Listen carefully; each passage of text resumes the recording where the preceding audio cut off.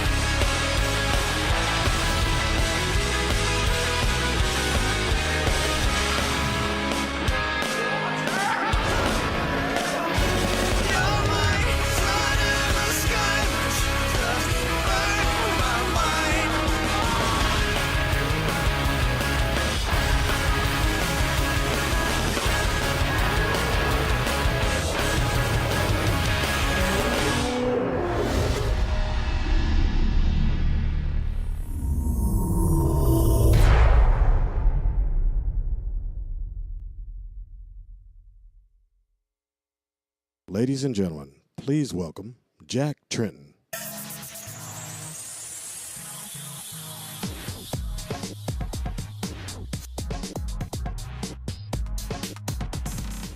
Wow. Thanks for coming out, everybody. I can't tell you how much fun we've had over the last several months putting together this press conference, and especially the brief 12-hour rehearsal yesterday where everything went perfectly smooth. I can't tell you that because the truth is, this is the most stressful event you could ever imagine.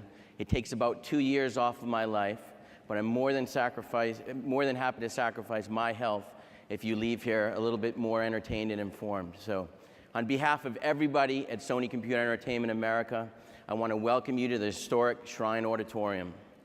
Over the past 80 years, this room has played host to some of the biggest events in the entertainment industry.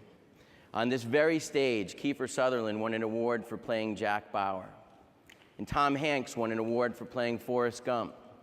And Jack Palance did 5 or 6 one-arm push-ups while Billy Crystal looked on in fear. And thanks to this job and my biannual workout regimen, there's not much chance of you seeing that happen today. But I believe Jack Palance is dead and I'm still here, so.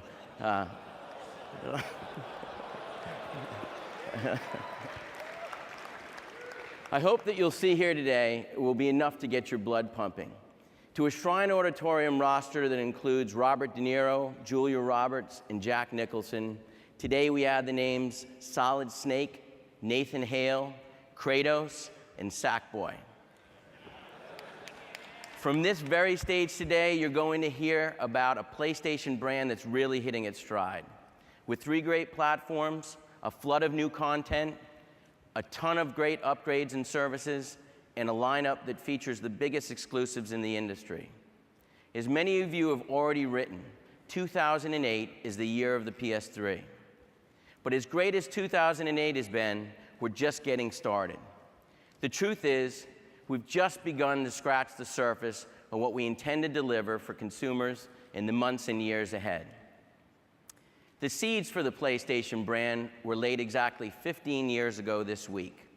It was July 20th, 1993, that executives at Sony came together to make a final decision to give a red light or a green light about whether the company should create its own video game console. As the world's premier technology and entertainment company, we believed that we could engineer and deliver a gaming experience to consumers that was second to none. Something that was more intense, more vivid, and more powerful than anything they'd ever seen before. From the very beginning, our customers came to expect something different from us because we expected something different from ourselves. PlayStation ushered in CD technology to millions of households worldwide, just as the PS2 introduced DVD technology to the mass market. Because what really made Sony Computer Entertainment different from the very beginning is that we took a longer look ahead. At a time when most of the product life cycles in the gaming industry were 3 to 5 years, we committed ourselves to a 10-year vision, and then we executed against it. But 2 years into the original PlayStation, at about the same point in time where we are here today in the PS3 timeline, Crash Bandicoot was here, and so was Tekken, but Gran Turismo was a year away. Final Fantasy VII was a year away. Grand Theft Auto was 2 years away, and Tony Hawk was 3 years away. And through it all, PlayStation went on to become the first video game console to move over 100 million units. And again on PlayStation 2, blockbusters like Final Fantasy X, Ico, and Grand Theft Auto 3 were in place in the first few years. But Grand Theft Auto San Andreas came along in year 4, and God of War Guitar Hero and Shadows of the Colossus came out in year 5. God of War was introduced in year 7, and while blockbuster titles keep coming, it took some time for mass migration from PlayStation to PlayStation 2. Why do I mention all this? Well, 2 years ago, we put together another 10-year vision when we launched the PlayStation 3.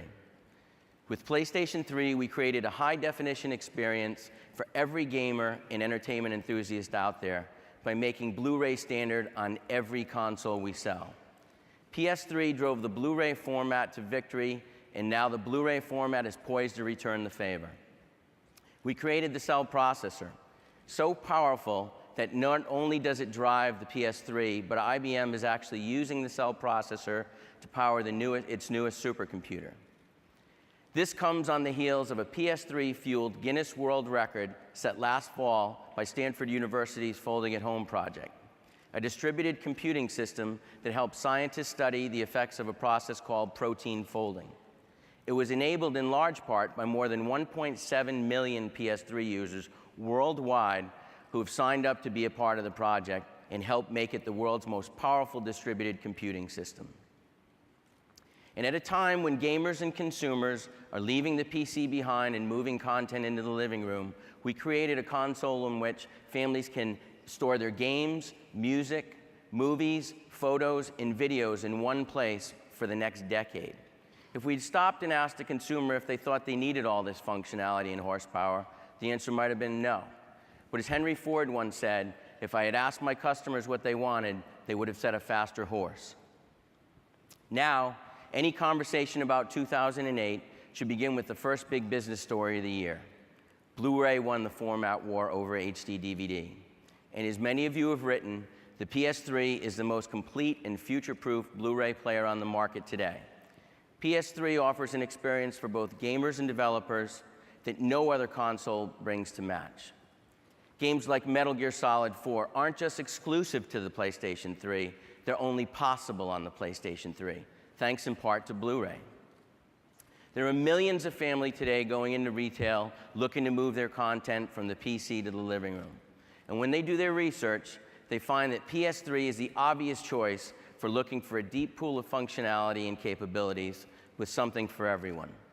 Families can play games on it, load pictures, make music, playlists, and watch high-definition movies on the big screen. But we're not here to talk about all-in-one functionality. We're here to talk about genre-defining kick-ass games.